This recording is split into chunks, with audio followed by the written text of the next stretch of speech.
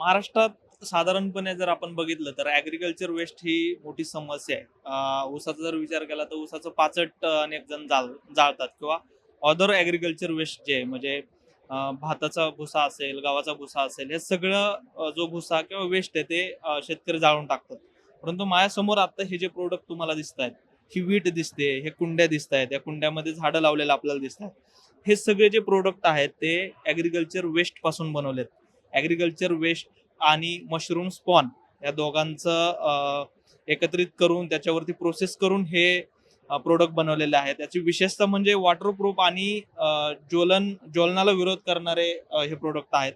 याची नेमकी काय खासियत आहे, हे प्रोडक्ट कसे बनवले गेलेत, ह्या संदर्भात आपण जाणून घेतोय. मी आता पुणे ॲग्री हॅकॅथॉन 2026 या ठिकाणी आहे आणि 2 तरुणांचा हा स्टार्टअप आहे. हे प्रोडक्ट या ठिकाणी सिलेक्ट झालेत. त्यांचा हा स्टार्टअप किंवा त्यांचं हे इनोव्हेशन या ठिकाणी सिलेक्ट झालंय. दादा, तुमचं दोघांचंही नाव आणि तुम्ही कुठून आहात ते सांगा. माझे नाव आहे सचिन गिरासे. मी धुळ्याहून आलेलो आहे आणि आमचा स्टार्टअप जो आहे तो नाशिकला आहे. तुझं नाव? माझे नाव आहे ललित गिरासे. मी पण धुळ्याचे आहे आणि आमचं स्टार्टअप नाशिकला आहे. आता मला एक सांगा तुम्ही दोघंही, की हे जे प्रोडक्ट आहेत तुम्ही कशापासून बनवलेत, कसे बनवलेत आणि त्याची उपयुक्तता काय? जर आम्ही काय करतो माहिती आहे का, शेतीचा जो कचरा आहे शेतकऱ्यांकडे, म्हणजे हार्वेस्ट केल्यानंतर जो कचरा निर्माण होतो, त्याला आम्ही पहिले कलेक्ट करतो. ते कलेक्ट केल्यानंतर त्याची एक सर्टन प्रोसेस आहे, ती प्रोसेस करतो. म्हणजे जेणेकरून आम्ही कलेक्ट केल्यानंतर त्याला सर्टन पार्टिकल साईडला ग्राइंड करतो, क्रश करतो ग्राइंड करतो. त्यानंतर हायड्रेट करतो त्याला आणि त्यानंतर त्याला स्टरलायझेशन करतो. म्हणजे त्याच्यामध्ये जे जंतू ते निर्जंतुकीकरण करतो आणि त्यानंतर फर्मेंटेशन प्रोसेस चालू करतो. मग मायसिलियम लेवलला जर आला ना, मायसिलियम काय basically root structure of mushroom. ही मशरूमची बुरशी आहे सगळ्यात महत्त्वाचं. याच्यामध्ये मशरूमचं बियाणं तुम्ही टाका. हो हो.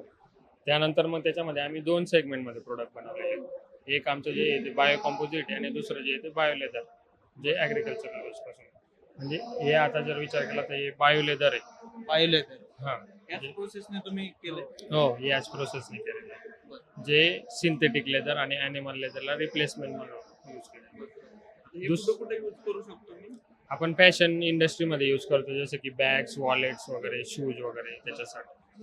याचा वास येतो नंतर? नाही वास येत नाही. नाही.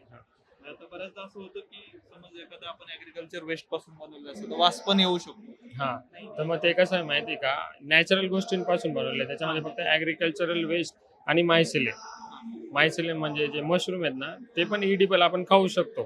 त्याच्यामधून काही टॉक्सिक केमिकल्स वगैरे काही यूज केलेले नाहीत. आता हे जे प्रोडक्ट आहेत तुम्ही कसं बनवलं, याची काय म्हणजे याची कॅपॅसिटी किंवा टिकवून क्षमता किती दिवसांची, काय सांगशाल तू? आता जर तुम्ही हे बघू शकता फ्लॉवर पॉट. म्हणजे ह्या प्रोसेस पासून पुढे तुम्ही असे प्रोडक्ट बनवता? हा, मी तुम्हाला प्रोसेस करतो. आम्ही ऍग्रिकल्चर वेस्ट मध्ये मायसिलियम मिक्स करून असं बॅग्स तयार करतो आणि त्यांना मोल्ड फॉर्म मध्ये आम्ही ग्रो करतो. आता हा जो फ्लॉवर प्लॉट आहे हा 3 वर्षापर्यंत याला काय यूज करू शकतो आपण, त्याची स्ट्रेंथ आहे. पण जर तुम्ही त्याला ब्रेक करून जर जमिनीवर फेकला तर तो 90 दिवसात बायोडिग्रेड होऊ शकतो. तो जर आपण प्लास्टिकचा जर विचार केला सर, तर प्लास्टिक हे लाखो वर्षपर्यंत तसं राहतं. म्हणजे आपण यूज केल्यानंतर जर आपण जमिनीमध्ये टाकलं बी तरी लाखो वर्षपर्यंत ते प्लास्टिक मध्ये राहतं आणि त्यामुळे इन्व्हायरमेंटला आपल्याला हानिकारक येते. प्लास्टिक वगैरे जे आहे ते त्या रिप्लेसमेंट म्हणून आम्ही प्रोडक्ट बनवलेत. आता तुम्ही बघू शकता की थर्मोकॉलला रिप्लेस करण्यासाठी पॅकेजिंग मटेरियलमध्ये पण आपण हे प्रोडक्ट यूज करू शकतो. नंतर तुम्ही बघू शकता हे जे ब्लॉक्स बनवले हे डेकोरेटिव्ह आयटमसाठी यूज करू शकतात. परत हे वॉल डिझायनिंगसाठी पण यूज करू शकतात. म्हणजे आपलं प्लॅस्टिक यूज करण्यापेक्षा ॲग्रिकल्चर वेस्ट थ्रू मटेरियल जे बनवले ते यूज करा आणि ते 100% बायोडिग्रेडेबल आहे म्हणून इन्व्हायरमेंटला बी त्याची काय हानी नाही. आणि त्याच्यामधनं शेतकरी लोकांना पण फायदा आहे. शेतकरी लोकांना पण कचऱ्यापासून 2 पैसे भेटतील तर शेतकरी बी खुश होईल आणि आपलं इन्व्हायरमेंट पण वाचेल. आता हा जो तुम्ही ही जी प्लेट किंवा हा जो पॅनल तुम्ही बनवलाय, त्याचं काय वैशिष्ट्य आहे नेमकं? आता हे पॅनलचं जर वैशिष्ट्य जर म्हटलं तर हे 100% बायोडिग्रेडेबल आहे. म्हणजे याचं तुमचे सगळेच प्रोडक्ट 100% बायोडिग्रेडेबल आहे. हा, हे आपण फॉल सिलिंग मध्ये वापरू शकतो घरामध्ये. जिप्सम आणि पीओपी करतो ना आपण, तेव्हा जे शीट्स यूज करतो ते शीट्स जिप्सम आणि पीओपी पासून बनले असतात. ते बायोडिग्रेडेबल नाही आहेत. त्याच्यामुळे बी प्रदूषण आपलं वाढतंय आणि त्याच्यामध्ये आपल्या त्याचे ड्रॉबॅक अशी की त्याला जर पाणी लागलं तर त्याला स्टेन येतात. तर जास्त पाणी लागलं तर कधी कधी ते पडून पण येतं. म्हणजे ते हानिकारकच आहे.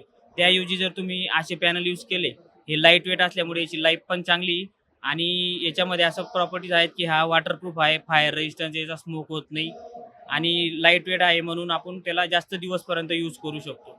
पीओपी ला रिप्लेस म्हणून यूज करू शकतो. हो हो POP घरामध्ये जे आपण पीओपी करतो त्यासाठी त्यासाठी पण यूज करू शकतो. परत आपण मीटिंग हॉल्स आहेत किंवा जे कोल्ड स्टोरेज आहेत त्याच्यामध्ये जे फोम यूज करता आपलं एन्व्हायरमेंट कंट्रोल करण्यासाठी किंवा टेम्परेचर कंट्रोल करण्यासाठी तिथं पण आपण यूज करू शकतो, कारण की हे बायोडिग्रेडेबल इन्सुलेटिंग म्हणून यूज करू शकतो. आणि दुसरी गोष्ट म्हणजे त्याची एक प्रॉपर्टी अशी साऊंड प्रूफिंग म्हणून पण यूज करू शकतो. Sound proofing. काही काही जे मीटिंग हॉल्स आहेत, गव्हर्नमेंटचे जे हॉल आहेत, त्यांना कसं राहतं माहिती का, साऊंड प्रूफ लागतं. तर ते MICL मध्ये जी प्रॉपर्टीज आहे त्याच्यामध्ये की जे साऊंड रिपेल करतात, म्हणून असं साऊंड प्रूफिंगसाठी यूज करतो. आता याचं तुम्ही आतापर्यंत काही कमर्शियल विक्री केली आहे, काय तुम्हाला इंडस्ट्रियल याचे काही या प्रोडक्टचे काय अनुभव आहेत का अजून R&D सुरू आहे कसं? नाही, आता आम्ही इनिशियल लेवलला प्रोडक्ट बनवले आहेत. यांची आम्ही वेगवेगळ्या लोकांना दाखवले बी आहेत आणि त्यांचा पॉझिटिव्ह रिस्पॉन्स पण आला आहे. आता तुम्ही जर विचार केला की हा फ्लॉवर पॉट आहे ना, तर एका नर्सरीवाल्याने आम्हाला 1000 फ्लॉवर प्लॉटच्या ऑर्डर दिलेली आहे, पण आम्ही आता R&D मध्ये आहेत म्हणून ती ऑर्डर आम्ही आता काही पूर्ण केलेली नाहीये. आणि या पॅनलचा जर विचार केला आम्ही तर वेगवेगळे पुण्यामध्ये आणि नाशिकमध्ये आम्ही जवळजवळ 5 आर्किटेक्ट जे लोक आहेत त्यांच्याशी बोललेलो आहे. त्यांनी आम्हाला लेटर ऑफ इंटरेस्ट दिलेलं आहे, जे इंटरेस्ट दाखवलेलं आहे त्याच्यामध्ये. इंटरेस्ट आहे. मला एक सांगा, कुठल्या कुठल्या पिकाच्या वेस्ट पासून तुम्ही हे बनवू शकता आणि साधारणतः याचा रेट, बनवण्याची कॉस्ट मार्केटमध्ये याच्या व्यतिरिक्त जे आता आपण वापरतोय त्याच्या तुलनेत किती आहे साधारणतः? जर ॲग्रिकल्चर वेस्टचा जर विचार केला तर गव्हाचा चारा आहे, मक्कीचा चारा आहे. आतापर्यंत आम्ही जवळजवळ 25 वेगवेगळ्या प्रकारचे ॲग्रिकल्चर वेस्टचा तुम्ही ट्रायल घेतले. त्याच्यामध्ये लॅब लेवलला आम्ही 9 प्रकारचे जे ॲग्रिकल्चरल वेस्ट आहे ते व्हॅलिडेट केलेले.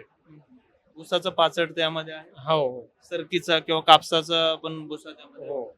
सगळ्या जे पिकाचा आपण भुसा करतो त्यात सगळं तुम्ही टार्गेट तेच आहे की भारतामध्ये जेवढे पण शेती होते ती सगळ्या प्रकारचा जो वेस्ट आहे तो युटिलाइज करू शकू, आम्ही यूज करू शकू. दादा तुम्ही मला सांगा, आता ह्याचं तुम्ही जे प्रोडक्शन कॉस्ट आहे याच्या व्यतिरिक्त मार्केटमध्ये जे आपण यूज करतो ज्याला तुम्ही रिप्लेस करताय त्याची प्रोडक्शन कॉस्ट आणि ह्याची प्रोडक्शन कॉस्ट काय फरक आहे? आपला जे आता जिप्समचा जे विचार केला तुम्ही, तर जिप्सम आणि आपलं जे पॅनल आहे त्याच्यामध्ये 20% आपलं पॅनलची रेट जास्त आहे, पण हे लॅब लेवलला आहे. जर आम्ही स्केलला गेलो तर ते अजून प्राइस अजून कमी होऊ शकते. त्याच्यावर आम्ही काम करतोय, पण आता सध्या R&D चालू आहे. आता हे जे ब्लॉक्स बघितले आपण अंगणामध्ये किंवा रोडच्या फुटपाथ वरती यूज करतो, ह्याची काय प्रोडक्शन कॉस्ट साधारणतः आणि किती दिवस टिकू शकतात? आता हे जर बघायला गेले आपण याची प्रोडक्शन कॉस्ट जी ती 30% एक्स्ट्रा आहे जे मार्केटमध्ये अवेलेबल आहे त्याच्यामुळे. पण याचा बेनिफिट असा आहे की जो आपला सिमेंट ब्लॉक आहे त्याच्यामुळे टेम्परेचर खूप जास्त वाढतं. याच्यामध्ये अशा प्रॉपर्टीज आहे की टेम्परेचर हे कंट्रोल करून ठेवतं, कारण की ते ॲग्रिकल्चर वेस्ट पासून बनलंय आणि त्याची लाईफ जी आहे ती 5 ते 7 वर्षापर्यंत आहे. कॉम्पॅक्ट जर राहिलं तर 5 ते 7 वर्ष आपण यूज करू शकतो. आणि याचा सर्वात जास्त यूज जो आहे तो प्ले स्कूलमध्ये करू शकतो आपण, कारण की लहान पोरं जिथं खेळतात तिथं सिमेंटचे ब्लॉक लावले आणि ते जर खेळता खेळता पडले तर त्यांना इजा होऊ शकते.